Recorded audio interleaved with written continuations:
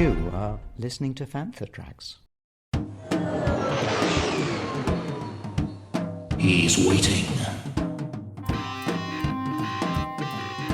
Classic Star Wars and the collectibles they gave us. From vintage Star Wars to the modern era of the saga. This is Collecting Tracks. Here are your hosts, Richard Hutchinson and Chris Leddy. Hello and welcome to the first episode of Collecting Tracks, part of the Fantha Tracks podcast network.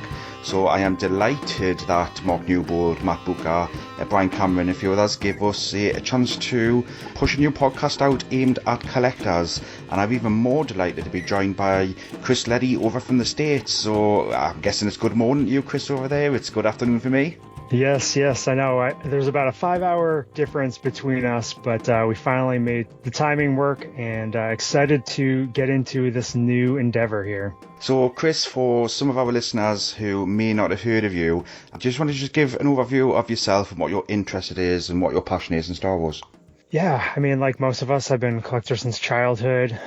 Really, since I could even remember, my brother, who was and is a huge Star Wars fan, really just gave that fandom of Star Wars to me right from the get-go. As I was growing up, my dad was an antique dealer, so we got into going to yard sales or boot sales, as you guys would call it, and flea markets and antique shop. And at that point, I would buy up Star Wars stuff that I found and just really built on my love of collecting and the whole transactional nature of collecting and that sort of thing. But things kind of evolved over the years, and I've always been a collector to some degree. And yeah, I mean, now it's pretty much evolved into my side hustle, which is Leddy's Collectibles, and I buy collections and that sort of thing. But on top of that, I'm also a podcaster and YouTuber. I have a channel called The 6 Scale Scavengers, and that's all about Hot Toys and Sideshow 1/6 scale figures. We talk about what's going on in that realm of collecting, which includes not just Star Wars, but Marvel and DC and so on. But I also am a card collector, and I recently, within the past year, started a new podcast as well called The Cards Formula. It's mainly directed towards Formula One racing and those trading cards, but we also talk about non-sports cards such as Star Wars cards. But yeah, those are really my, the big things in collecting that, I enjoy sharing with others. But as far as like what I personally collect, I'm a huge Ahsoka Tano fan, got a pretty big collection of her stuff, and some might find this interesting or question my choices, but I'm an Endor Rebel Commando focus collector, have been for quite some time, as well as I'm into the vintage Return of the Jedi Japanese Sakuta line, loose complete Star Wars figures, and then, like I said, with the 6 Scale Scavengers, I'm into the Hot Toys as well. So that's kind of just a taste of what I'm into, covering everything from vintage to the latest and greatest modern stuff. It looks like you picked the most expensive lines in everything you possibly would. And certainly check out the Hot Toys 6 Scale Scavenger podcast, listeners, because there's some fantastic stuff in there, and some of the videos that you do, tremendous, really top-notch stuff. Appreciate it. So for those who aren't aware of who I am, I'm co-host of the Vintage Rebellion podcast, which has been going around for about 6 years now, and I've written 90% of the vintage articles that have appeared on Fantha Tracks. I'm way overdue another one, so I should get me backside into gear and get another one of those articles cranked out. So I'm obviously on many of the forums. I still am, Star Wars Forum UK, and many of you know me from Rebel Scum and other places. My first introduction to Star Wars was more so with an auntie and uncle as a child. They were rich, and then the fact that they had a TV with a video recorder, and we never had those things, so I could go around watching bootleg copies of Star Wars fairly frequently. I got back into Star Wars more through the greatest computer game that was ever invented, which was Dark Forces, which I still say at this day is absolutely tremendous. That led me down to what's now called Legends, the Timothy Zahn novels, Kevin J. Anderson, Tom Veitch comic books and things like that. So I've got a huge EU modern vintage collection, which, that'll be lying in my coffin with me one day, because that will not be going anywhere. From a vintage standpoint, obviously I'm very similar to you. I was focusing on vintage loose and complete. And then got sucked into the variants trap, which, many of us do because we hit a point we think, where do we go from here? And we'll talk about these things, I'm sure, in the future, and so what variants are. And then I started purchasing some carded figures, but they were just too expensive. They were just far too pricey. I couldn't justify the cost of them.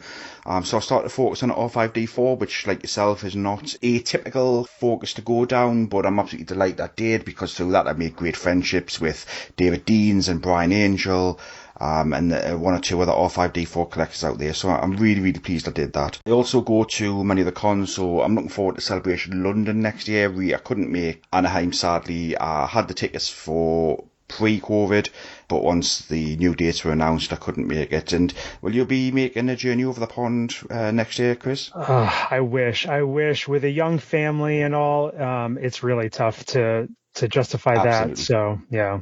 Well, I'm sure you'll be glued to the YouTube channel like most of us were over here watching the Anaheim one. Hi, this is Dorian Kinji, and you're listening to Fantha Tracks.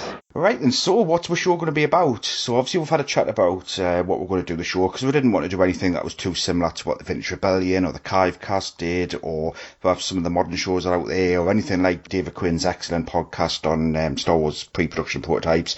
So we thought, you know what, we'll just do sort of a deep dive into a different era each episode. We'll be looking at vintage, we'll be looking at modern, we'll be hopefully just educating a little bit our listeners on some of the more common terms that many collectors use.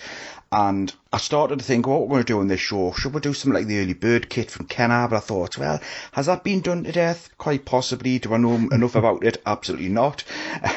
So I thought, why don't we go down to something that I haven't seen a lot on? And I contacted one or two vintage Star Wars collectors who run the SWCA, which obviously is the fountain of all knowledge, and I'm sure we're going to get a lot of information over than every episode we do. And I asked them, has anybody done any of the collector's track panels on Star Wars items pre 25th of May? No, nobody's done one. And they pointed me to a wonderful article by Pete Villama, which we're going to touch base on and cover. I thought, why don't we do that? Why don't we look at items that are available to collect before Star Wars was released on May the 25th, 1977. And I'm so glad that I did, because I don't know about you, Chris, but from the second I clicked the button, I was like, what? I've never seen that before. I've got no idea what this is. And there was some amazing items in there. And what I really enjoyed was not just reading Pete Villama's article, but Ron Salvatore's wrote a great article on the SWCA blog as well. Yeah, it's crazy just diving into some of that stuff. Those collectors that have put in the time to write these articles, like Pete and Ron and the like, it's amazing the depth of knowledge being shared. And so we're just going to touch to a small degree on what those collectors have uncovered from years past. Absolutely. So we'll start off with Pete Villama's article first, and I'm going to share this on the Fantha Tracks feed. And I don't know about you, Chris, but I find sometimes some of the pages on the SWCA can be a little tricky to find. Mm-hmm. And it's really disappointing because some of the items and the articles are absolutely brilliant. And this one from Pete, despite the years I've been on the SWCA, I have never seen it before. And it's a real shame because Pete's done some excellent work here. So looking at one of the very, very earliest items that came out, it's no surprise it's going to be something that's quick to produce. It was a sticker. It's a triangle-shaped sticker, which I've seen before. But what I want to draw attention to with this sticker is it was one of the very first items that also featured the Star Wars as the name.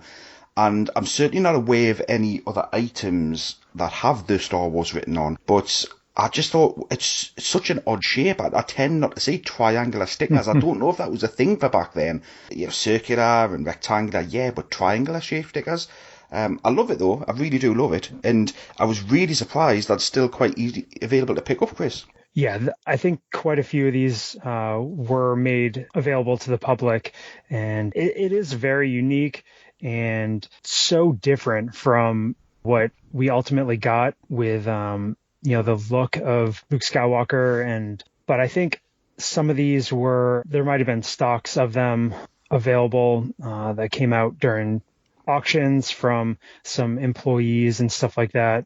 But just an amazing design from, Ralph McQuarrie, who was involved with the project from, the earliest states. But yeah, just a great image. Absolutely, yes. I mean, it doesn't have much likeness to what we actually got, but it's so clearly Ralph McQuarrie and Star Wars, and it just points to the whole iterative process of writing the Star Wars script, the whole going back, revisiting, reimagining it, changing the characters. I just love it. I really like it. So that's available in two sizes. You've got the 5-inch and the 2.5-inch. And it says they can still be found on eBay. So I certainly urge everyone to pick one of those up. Yeah, and I would definitely do your due diligence, because I'm sure, like with some of the other items we'll discuss, there has been numerous bootlegs or reprints of these. So make sure you're looking into what you're actually buying. So the second item I want to look at is, and this is quite difficult to get. Pete wrote this article in 1998, I believe, and it's called the 26 for 76 campaign book. So I'm guessing that's 26 movies for 1976 that they are promoting. I clicked on this article, and I love it. I love the graphic. Next to the image is some text, and I love the text. I'm going to read it out to you, Chris, and I just want you to reflect on a couple of things that in there. So, from thousands of light years away come the unusual adventures of Luke Starkiller and his friends as they battle numerous villains and creatures in a galactic civil war. Young Luke is accompanied by his robot companions R2-D2 and C-3PO, the tough star pilot Han Solo, and the venerable old warrior Ben Kenobi. The space fantasy involves a search for a kidnapped rebel princess and a confrontation with the dark forces of an evil space empire. George Lucas, director of American Graffiti, creates a majestic visual experience of extraordinary worlds. Now, there's some things in there that I thought, well, it's powerful text, whoever's written that. Right. But, obviously, I mean, some of our listeners may never have heard of Luke Starkiller before. I mean, what on earth's that? Yeah. From the get-go, Luke, that's what his name was, Starkiller. And that, we'll have seen that throughout the early parts of the Star Wars development. And along the way, George Lucas decided to obviously change it to Skywalker. But it's really interesting to see that in text, in print. And I think this is the first time seeing that. It must be, mustn't it? It's really early on that. Yeah. I would expect that. Yep. Tough star pilot Han Solo. I love that. I mean, he does have that tough side to him, but I don't think Harrison Ford took that certain angle with that character, did he? Yeah, I mean, again, it's really interesting to see how these characters were described early on. And Harrison Ford took a different approach to it, but still pretty cool nonetheless. What do you think the image is? To me, I possibly think it could be a TIE fighter pilot, and you look over the TIE fighter pilot's shoulder. Yeah. But obviously, as you know, some of the early costumes evolved a lot, and I'm certainly intrigued with the ships in the background there, because they're not X-wings, but they certainly remind me of something else that we saw appear, particularly in the Return of the Jedi movie. To me, they look like Y-wings. Yeah, absolutely. And yeah, I would agree. It definitely looks like you're sitting in the cockpit of a TIE fighter with a TIE pilot there with the Y-wing or similar ship in the crosshairs. But if this is one of the first Star Wars images that people have seen, I mean, that's going to capture any 8-year-old child's imagination just looking at that. You're going to be poring over it. You're going to be reading that text umpteen times. You're going to be going, robots, and we've got space warriors, and we've got a princess in there. I mean, it ticks all the boxes. It's genius. Just hearing that gets me excited about the movie. And I'm like, I've seen it, countless times. But yeah, it's really fun to unearth a piece like this. And like you said, not going to be an easy piece to find. I'm sure most of these were tossed years and years ago, but still cool if you could somehow unearth one. Now, moving on from that, I mean, obviously there were a lot of other cheap-to-produce items, which, sadly, these are incredibly expensive, and there are lots and lots of mass-produced fakes out there. And we can move on to things like letterheads and patches and buttons and things. But I just want to focus on the famous Howard Chaykin poster, first of all. Yes. So this is, an incredibly, incredibly famous poster. I don't know a lot about Howard Chaykin. Obviously, I'm aware that he did a lot of the posters for comics and things. Yes. It's got a very Japanese feel to me, this poster. So I don't know if he has any roots in Japanese art history. Yeah, it's very possible. I wish I had a little bit more background of him as well.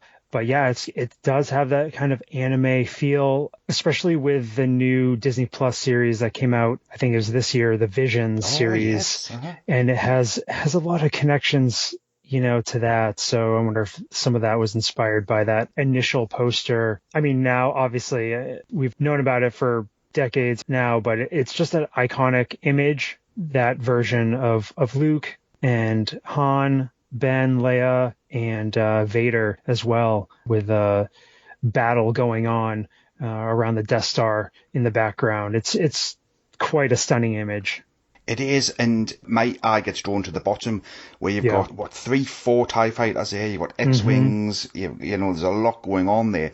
Y-Wing there as well, I'm going to say. I know, right? I love it. I do. I love that poster, and it's too easy to fill a poster with mess, but that one absolutely nails it. Nails Star Wars for me. You know, what it portrays is a little bit of everything from that movie, that first movie. It makes you ask a lot of questions, like, who are these people? What is this battle going on? Who's this ominous being looking over, this group of individuals? Yeah, it's a great piece, but again, it's going to be a pricey one to track down. There weren't that many of them made. I think Pete's article points to 1,000, which if there's only 1,000 of those made, there'd be very few surviving this day. Perhaps a little bit easier to track down, although still tough for some of the other posters saying that we're talking about posters saying. The ones that I've all seen, which are, they're either black or the blue and black with the Come Into Your Galaxy This Summer, Star Wars, and posters like that. Now, what a change. You look at the Chaykin poster and you look at these heavy text posters. Obviously, the logo, we'll talk about the logo, we'll come back to the logo and how it's developed a little bit. But the logo on these ones seem to be nailed. For me, these posters are disappointing. They don't capture my imagination at all. I don't think they would as a kid. Come Into Your Galaxy, I like the word galaxy, but other than that, there's nothing there. I just haven't had the inclination to track one of these down at all. No, it doesn't do it for me as a collector, as I wasn't around during that time. But I would be interested to hear from somebody that actually saw this poster in the movie theater when they saw that trailer in December of '76 for the first time. I wonder if it went hand in hand, whereas, you're seeing that trailer and then you see that poster and it kind of connects together, as opposed to just seeing, the visuals from that initial Chaykin poster. I mean, there was two different iterations of the Coming to Your Galaxy this summer, the one with the silver Mylar printing, which is quite a bit rarer, and then an additional one with a different paper stock, which had the same text on it. One of those might be more affordable, but again, for me as a collector, it doesn't quite hit, but I can see why collectors that were around back then would want to pick one of these up. Hey, this is Lauren Mary Kim, and you're listening to Fantha Tracks. So as I mentioned, the logo there, by the time we get to that poster, the logo is pretty much a Star Wars logo that we all know. Now, there are lots and lots of different evolutions of the Star Wars logo, and some I think are absolutely wonderful. And there's a very early patch which just has Star Wars with a really unusual W on it. And it seems to be W, I don't know why W, but it seems to be W that seems to have the most attention over the years, I would say. Right. The logo that I've just mentioned, the patch, it's also on a huge board which has Mark Hamill posing next to it at Worldcon. That's a really lovely logo as well. But the one I'm just going to mention briefly is the one that is referred to as the Pointy W. I'm sure you've seen this Pointy W before yourself, Chris. What do you think of that style of logo? It definitely sticks out because I don't see it as often, but it works, but it doesn't quite work. And I can see why they changed it. But yeah, it definitely stands out. To me, it's as if it attempted to be a bit more sci-fi, but then they realised, as much as it might get classified as a sci-fi movie, it's more of a space opera, and I think they've tried to tone it down a little bit by removing some of the geek element. I would agree, and to me, I find it fascinating, these little nuances, these little changes that they make along the way. My brother, who's a graphic designer, tells me about how the evolution of a logo or design, and the more you think about it, the more you realize like what works and what doesn't work. And I'm sure the small marketing team with Lucasfilm back in the day, I can just imagine them going through these paces, and it's pretty fascinating how it all played out. Yeah, absolutely. And that's part of the reason why I love Matthias's book. It's A New Proof. I love the way that he documents the iteration of the Kenner card backs, and I would love to see something also on this early, the Star Wars paperwork. Hopefully something that, Charles Lippincott would have had a lot of evidence for. Absolutely, absolutely. If there isn't something out there already, it would be really cool to hear some of the history behind that side of things. For everything in one location, daily news, reviews, interviews, podcasts, video, and social media feeds, bookmark FanthaTracks.com for Star Wars news 24/7, 365.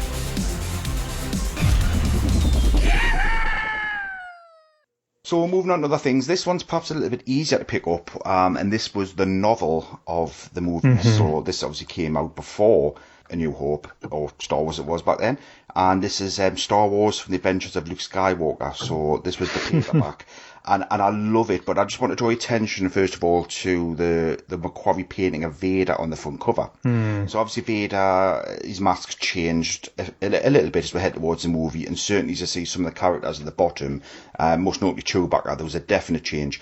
But you mentioned Disney Plus before, and I don't know if you noticed it, but in the Kenobi TV series, there was certainly a shot of Darth Vader as he walked towards Kenobi, and he looked like that. And it had the purples, it had the blues. Yep. It was clearly a nod for me towards that McQuarrie image, and I think it's just so iconic. And I can imagine myself, if I saw this as a kid in the front window of a bookshop, I've got to get this. It just looks wonderful. Love it. Absolutely. I mean, the images that McQuarrie came up for this cover are just stunning. The Vader design in this, it's like scary, but it's like intriguing, and what's this guy all about, and or what's this thing all about? Because didn't really know who was under the mask, or if he was a robot, or what. So oh my gosh, as a kid back in the day, amazing. And then I'm such a big fan of the Star Wars Rebels series and how they use the McQuarrie style to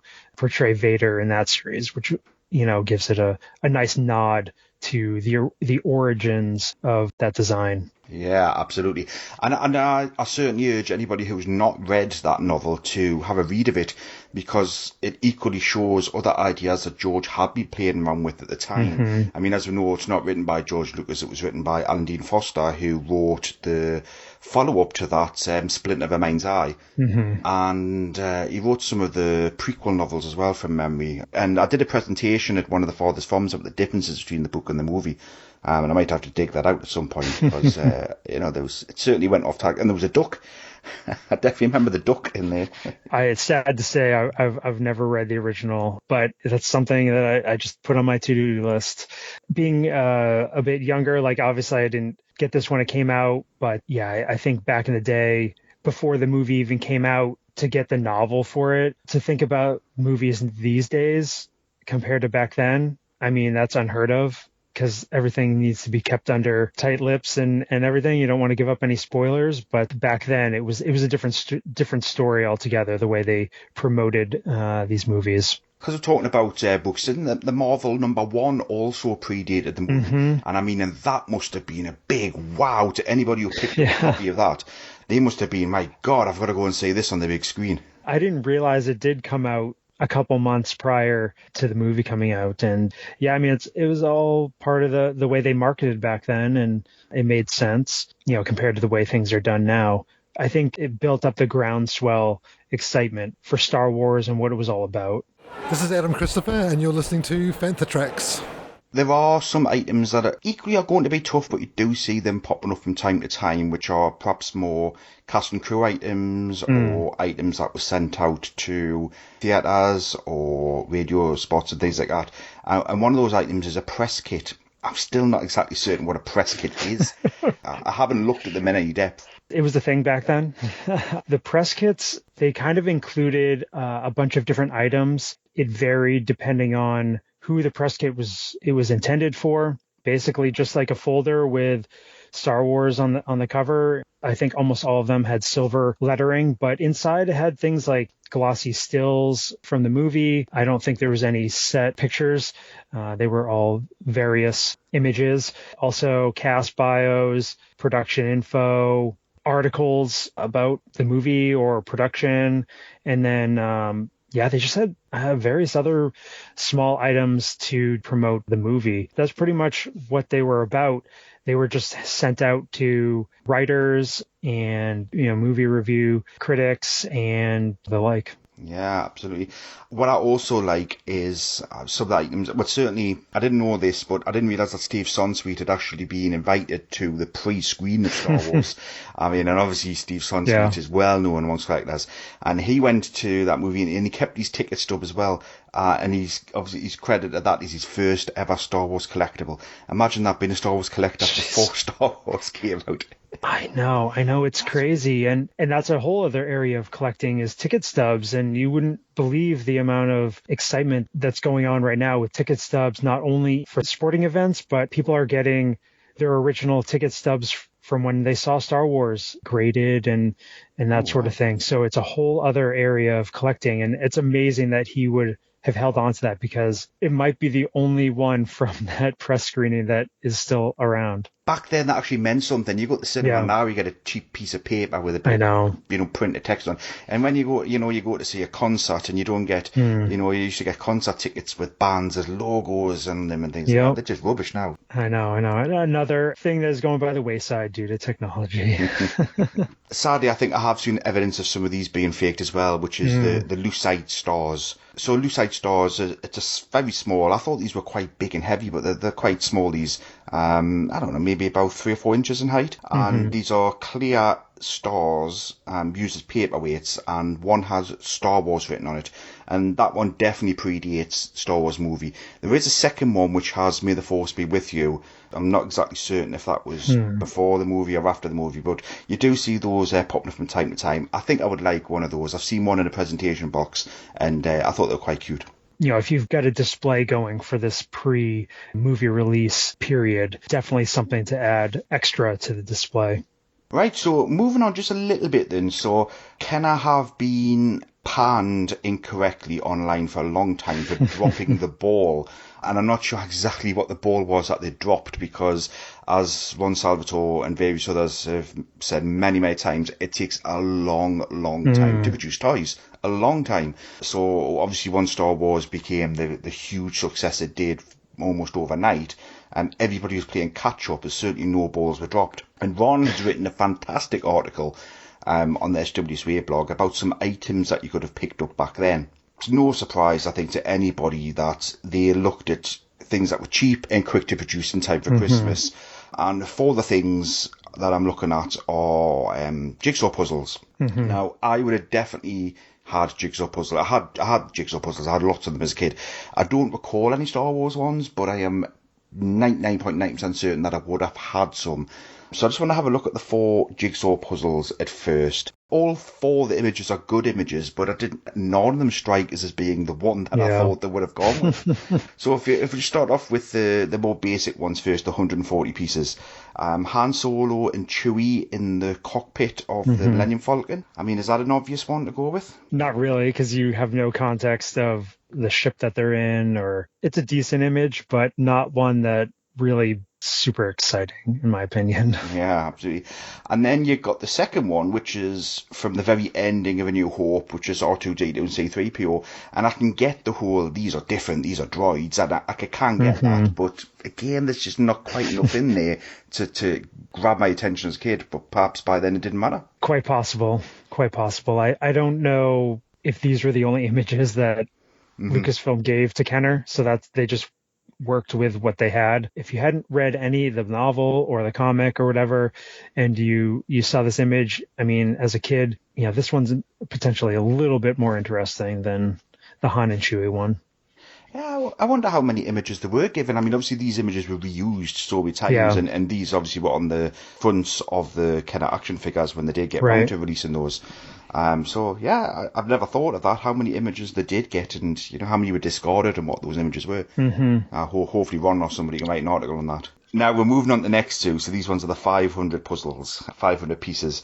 One of them, in fact actually both of them, to me, have the same fault in them, in that they must be bloody hard to do. Yeah. There's a lot of black in one and a lot of white in the other. I mean, I do love the TIE fighter shooting at the X-Wing, but once you've done the TIE fighter and done the X-Wing, you're right, you've got a lot of black pieces to fit together. I didn't know this until maybe about 4 or 5 years ago. A friend of mine was actually missing a piece or two in one of his jigsaw puzzles, so he bought one, and he went to use those pieces in his, and they didn't fit. So I didn't realise that they make different... They have different runs of them, so that when they rerun them, they stamp the pieces in different places. I never knew that. That is unfortunate for your friend. It was for him. He had to buy 4. Oh my God! But yeah, that's a cool tidbit. I had no idea that they did that. Now, one of the things that we all loved back then, and I don't know, my kids did as well. My kids did, but they've definitely grown out of it, and I'm not so sure about younger kids or board games. Mm-hmm. Absolutely love board games. I don't know if you've played Escape from the Death Star, but I did with my children. Daughter may have been probably about 12 or 13 at the time. That would maybe my son about 6 or 7. Mm-hmm. We had one game, and then they went, right, that's it, we're off now. The Escape from the Death Star game is not the most exciting gameplay, but I guess back then times were different. But yeah, I tried playing the reissue with the retro collection figures. Yeah. With my nieces and nephews and my kids when we went on vacation. Yeah, it lasted about 5 minutes, and then half of them went back on their phones, and the other half wanted to play something else. What I think wins for this game, though, is the images on the front. I mean, yes, it's got the same shot of the X-Wing and the TIE fighter, but it's fact they've got 8 characters, and you've got Luke and you've got Leia. You know, I like that. I do like that, and the racing track around the outside. I'm going to say this might even rival the Darth Vader's carry case as being the most easy thing to pick up that you see everywhere. I think I've had at least a dozen examples of this along the years, picking up collections and stuff. It is by far one of the most common items. And usually I've got to sell them for like $10-15 at shows just to move them on, because most of the time they're incomplete, but I have had a few really nice examples. And I just wanted to say, like, the little game pieces, if you don't have the room to display like the entire box or whatever, you can stick those game pieces into the footers and, kind of add them into a display. I think that might be kind of a neat way to represent, the game. Mm-hmm. Yeah, good show that. Now, the other 2 items that came out at Christmas that time, the poster set and something called Dib Dots, which I'm not familiar with either of them. Yeah. Do you want to talk about the poster set first? Back then, obviously, Kenner wanted to come out with paper products, which were a lot easier to produce. And they had this Plaints poster set that's, it's like play Plaints. It's just an interesting name for the set, but not having been around back then, I didn't really know about this. So it's kind of cool to check it out. There were 5 different images included in this poster set, pretty large size posters too, 15 plus inches by 23 inches each. And then the images that we got were Obi-Wan versus Vader on the Death Star with the Falcon and stormtroopers fighting in the back, which is interesting that they would include that before the movie even came out. There was an image with 2 sand troopers on a dewback on Tatooine. Another image of a couple X-Wings being pursued by a TIE fighter with the Death Star in the background. Then there's the ceremony image with Luke and Han with their medals, and no medal for Chewie, unfortunately. And then, so that's cool that you've got Leia in the background with C-3PO and R2-D2 and some other rebels. And then the last one that we get is on the Millennium Falcon. You've got the Dejarik table in the back with Chewie and C-3PO and R2-D2 fighting. Ben and Luke are in the background with Han in the foreground. So, I mean, it's a really cool set, and I don't know what the availability is on something like this these days, but I'm sure lots were made. It's just, it's a really cool set, and the line art is stuff that doesn't really repeat that I've seen, going into other products and stuff like that. Good point, that. Yeah, absolutely good point. You're looking at like things like Vader. I mean, that must be incredibly frustrating for a kid to paint Vader. Yeah. And the Stormtroopers and that some of the modern colouring in books, of which I'm surprised there aren't colouring in books released at this moment in time. Obviously, they came later. Some of the modern colouring in books have certainly suffered from, that the Kylo Ren's the most famous one with the Kylo Ren with his lightsaber up. And I know. There's been some funny memes of that one. Yeah, definitely. It's good that they gave you some colored images on the packaging to give you an idea on how to paint in Vader, not just completely flat black and that sort of thing. And then the last of the items that's featured is that Dip Dots. I've got no idea what Dip Dots is.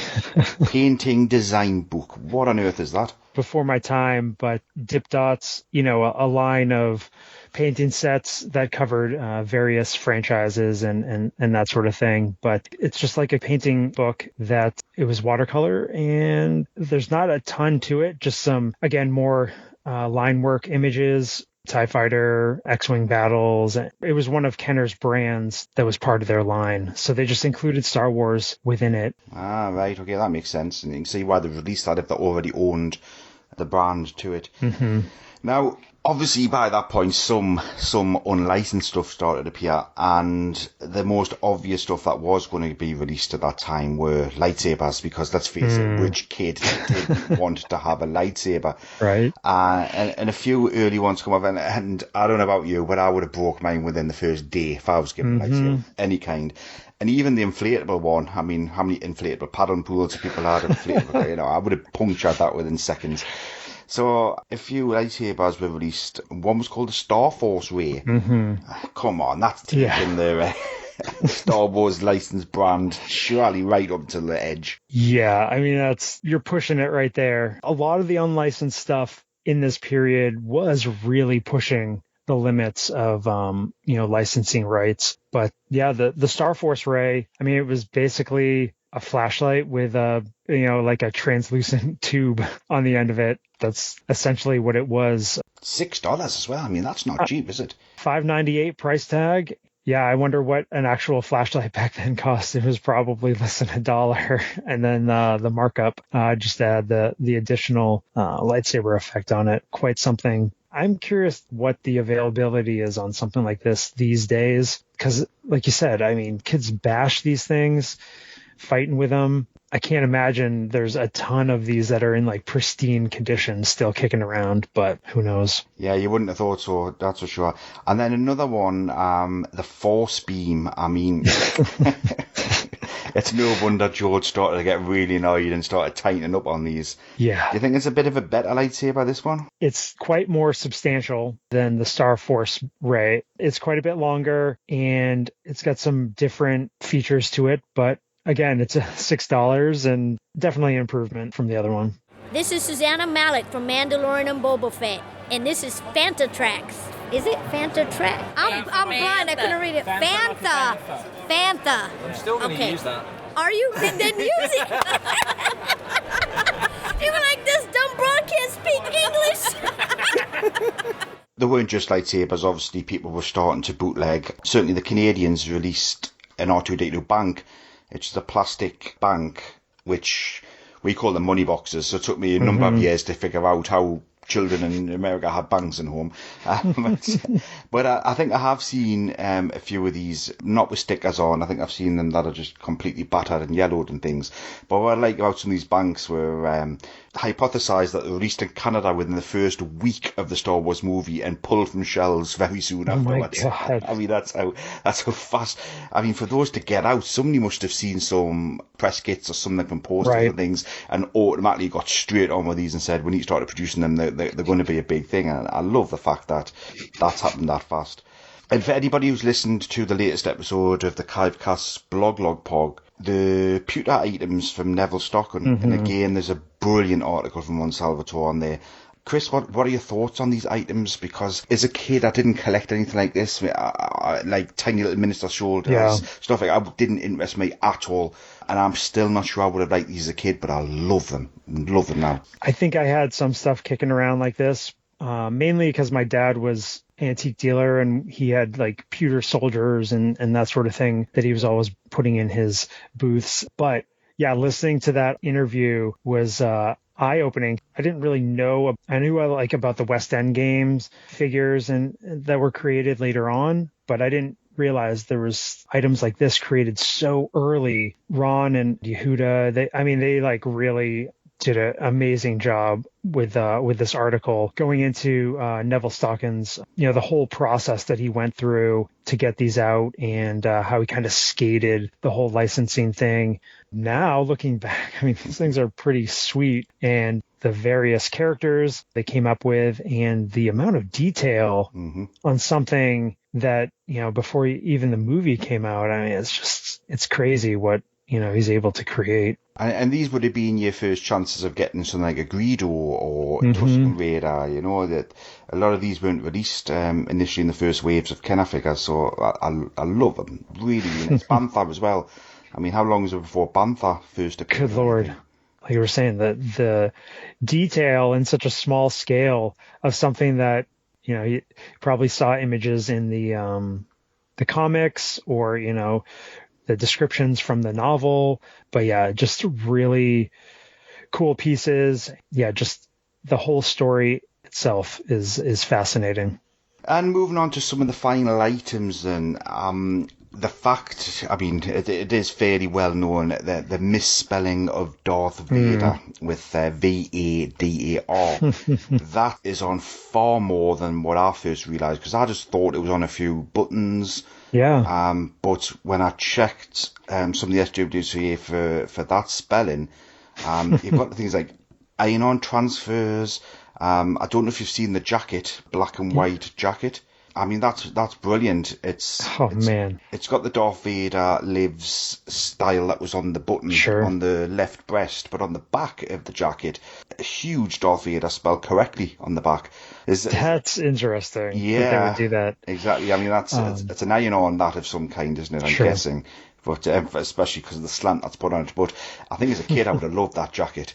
It's just so Star Wars. Yeah, it's quite snazzy there. Don't think either one of us could fit into one these days, but it would be really cool to come across something like that. And again, like the chances of finding a piece like this these days is going to be extremely difficult. Absolutely is, but the buttons do appear from time to time. I've seen a few of those. And I know there's some necklaces, but I don't recall seeing any necklace, and I'd imagine they'd be pretty tough to get now. It's just basically the button, isn't it, with a necklace attached to it. That would be hard to get. And obviously these would have been cheaply made. So a lot of these will be rusted. Can't be too choosy when it comes to condition of some of these items. The age of these items, the small nature to them, lend themselves to more wear and tear over the years. And yeah, I see doing all the toy shows and going to the antique stores and stuff, I see quite a few of the buttons still kicking around. But yeah, if you find one in like really good shape, just definitely have to be careful with the authenticity of it. Absolutely. I got caught out on a set of buttons maybe about 7 years ago, where, the fan club buttons, like there's a set of 12 and one of them has George Lucas's face on. I didn't realise there was a full set of them reproduced at a later time. You would think, who on earth would go to make those? And my set were in a bag, and there was quite a lot of sets of those. But I think Duncan Jenkins did an article in SWC where he clearly pointed out the differences between the originals and the copies that came out, and it was a wonderful article. So I managed to identify my buttons from that. So yeah, be absolutely careful. Basically, if it looks new and it looks in excellent condition, there's a big warning flag there. You're looking for them that are pitted and rusted and all sorts. Might want to go for the age of the item as opposed to trying to find that one that's pristine.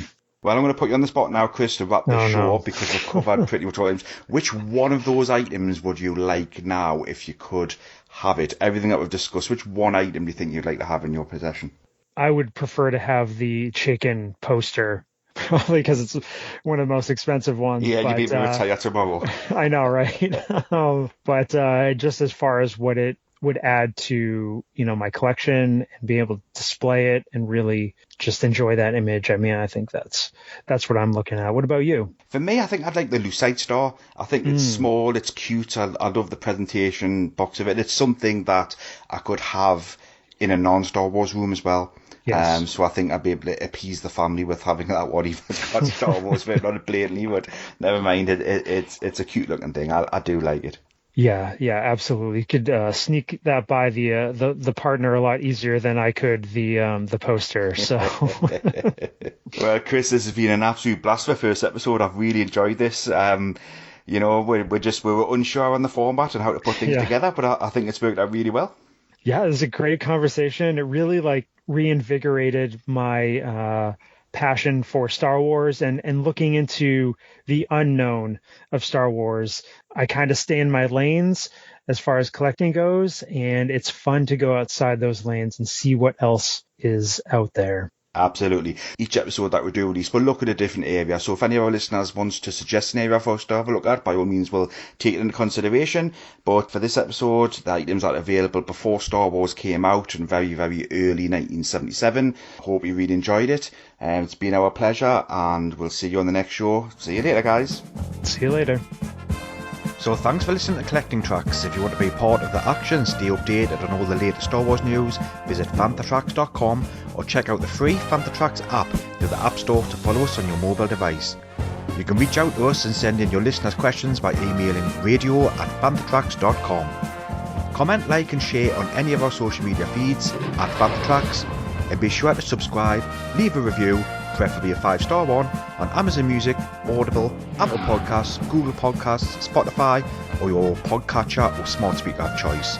And as always, thanks to James Semple for composing the Fantha Tracks intro, Andy Lythe for our Collecting Tracks open music, and Mark Daniel and Vanessa Marshall for our voiceovers. Remember to tune in to Good Morning Tatooine, live Sunday evenings at 9 p.m. UK time, 4 p.m. Eastern and 1 p.m. Pacific on Facebook and YouTube. Check out Fantha Tracks Radio Friday evenings at 7 p.m. UK time for new episodes of the Fantha from Down Under, Planet Leia, Desert Planet Discs, Start Your Engines, Collecting Tracks and Cannon Fodder, and every Tuesday at 7 p.m. UK time for your weekly episode of Making Tracks. Coming up next on Fantha Tracks Radio, it's Making Tracks.